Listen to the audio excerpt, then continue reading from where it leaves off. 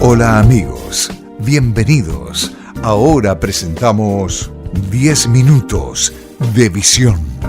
Un programa presentado por abelcamposministry.org.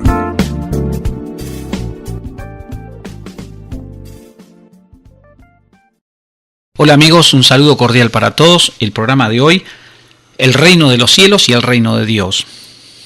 Esto habla la Biblia en San Mateo capítulo 3, verso 2.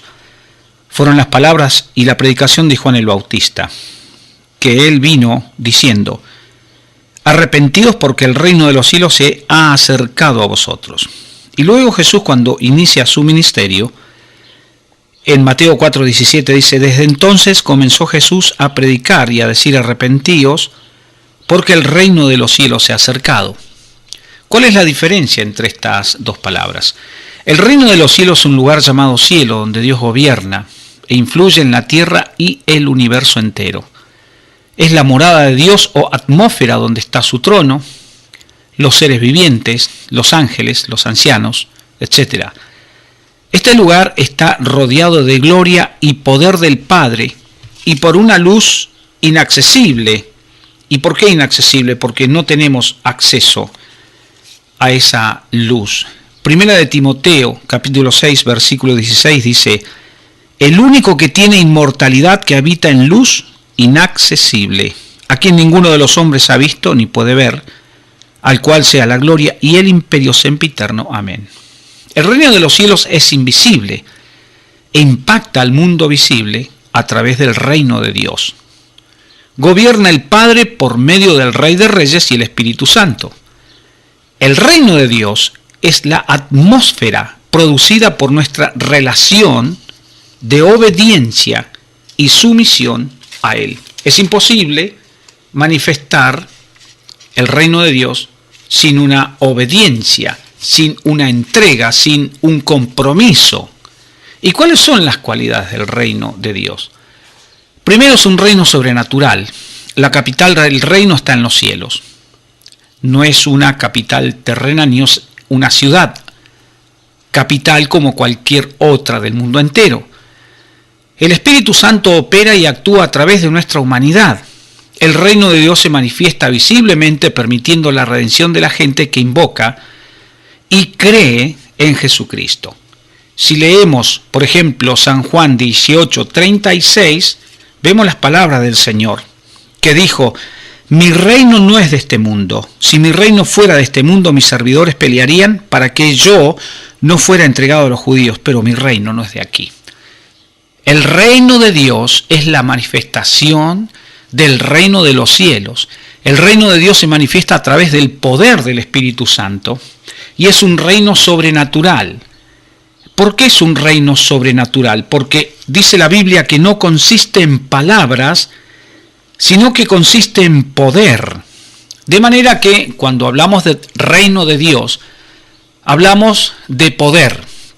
Una de las características que confirma que el reino de Dios se ha acercado a alguien, a una familia, a una ciudad, o ha manifestado el poder del Espíritu Santo en la naturaleza, por ejemplo, en las lluvias, en el agua, en la tierra. Cuando el reino de Dios se manifiesta, no consiste en palabras, sino en poder.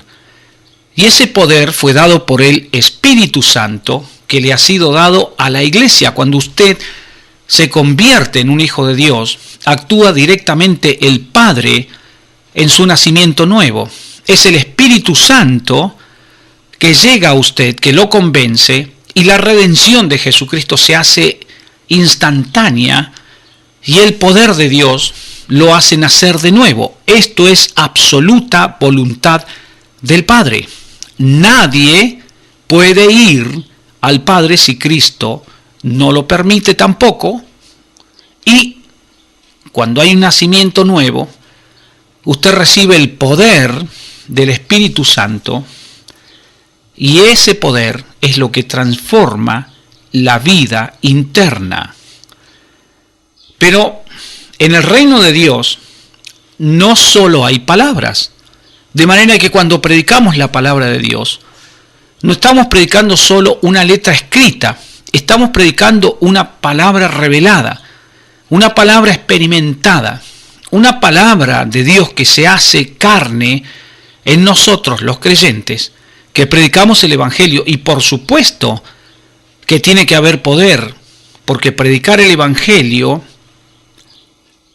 significa que las señales y las maravillas de Dios tienen que ser una realidad. Cuando los predicadores predicamos el Evangelio de poder, el Evangelio del reino de Dios, este poder es el que permite que la gente salga de las tinieblas, salga de la muerte y venga la luz, venga la vida. Pero también permite que este poder sane enfermos, eche fuera a los demonios, imparta la bendición y caiga el bautismo del Espíritu Santo sobre las personas creyentes. De manera que, como hizo Jesús, que Jesucristo fue ungido con el Espíritu Santo y poder para que Él pudiera sanar a los enfermos de todo tipo de enfermedad y hacer bienes a muchísimas personas. Y entre estas cosas, por supuesto, echar fuera demonios, liberar a la gente, tanto interiormente en su espíritu y su alma, como exteriormente en su cuerpo. Esa libertad se hace posible cuando anunciamos el reino de Dios acercado a vosotros, pero con una autoridad delegada por el mismo Jesucristo, por el mismo Señor y por el Espíritu Santo. En el Antiguo Testamento no había expulsión de demonios, en el Nuevo Testamento sí hay expulsión de demonios. Anterior a esto hay muy poca referencia de que los demonios ahuyentaban, que la presencia de alguien ahuyentaba los demonios. Por ejemplo, David cuando tocaba para Saúl. Saúl estaba atormentado por un espíritu malo y cuando David tocaba, esa potestad se iba. Pero son excepciones que encontramos en el Antiguo Testamento. Sin embargo, cuando llega Jesucristo, como el reino de Dios se manifiesta en Cristo, el reino de Dios que se opone al reino de las tinieblas, y este reino de las tinieblas no puede resistir la presencia del reino de Dios manifestada en la persona de Jesucristo. Es por eso que Jesús echó fuera demonios, sanó enfermos, resucitó muertos. Jesucristo hizo cosas maravillosas, hizo cosas creativas en el cuerpo de las personas. Y este es el Evangelio que nos ha delegado Jesús, el Evangelio que nos ha instituido, que nos ha transmitido, que nos ha impartido para predicar en el mundo. Por eso que el reino de Dios es un reino sobrenatural y no consiste en palabras, no consiste solo en leer la Biblia y repetir lo que dice la Biblia, sino hacer lo que dice Dios. Y para esto tenemos que tener una revelación profunda de la palabra del Señor para que los milagros se hagan realidad. ¿Por qué no se hacen realidad los milagros en muchos lugares? ¿Por qué muchos predicadores predican y no sucede nada? Porque no hay una revelación de estos milagros, no hay una impartición por parte del que anuncia la palabra de Dios, y estamos simplemente transmitiendo un evangelio histórico, o sea, repitiendo lo que dice el Nuevo Testamento, pero no estamos viviendo en la actualidad del poder del Espíritu Santo que unge a todo creyente, sea predicador, sea ministro, pastor, apóstol, profeta o evangelista. A todo creyente Dios le ha delegado el poder de predicar la palabra del Señor para que los pecadores se arrepientan, para que las familias vengan al conocimiento de Dios, pero también para que los milagros, las sanidades se hagan una realidad. De manera que hoy voy a hablar de estas dos características simplemente para que usted vea que el poder de Dios está en todo aquel que invoca el nombre de Jesucristo. El reino de Dios se ha acercado a vosotros significa que Cristo está vivo en usted. Si contristamos al Espíritu Santo y nunca oramos y nunca se sana a nadie, vamos a seguir predicando un evangelio histórico, anunciando la historia del Nuevo Testamento, pero no la realidad de hoy, que hay millones de personas que necesitan de la iglesia para ser liberados, lo que las pastillas, lo que los médicos, la medicina, la ciencia no puede hacer, lo puede hacer solamente Dios a través de su iglesia, a través suyo y a través de mi persona. Yo predico un evangelio vivo, un evangelio que redime, que rescata, que saque las tinieblas, que saque de la oscuridad, pero también sana enfermos.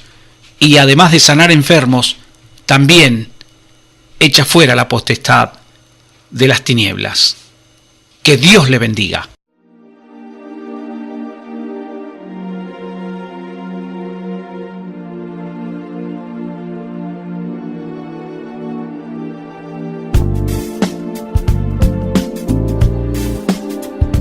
Esto fue 10 minutos de visión.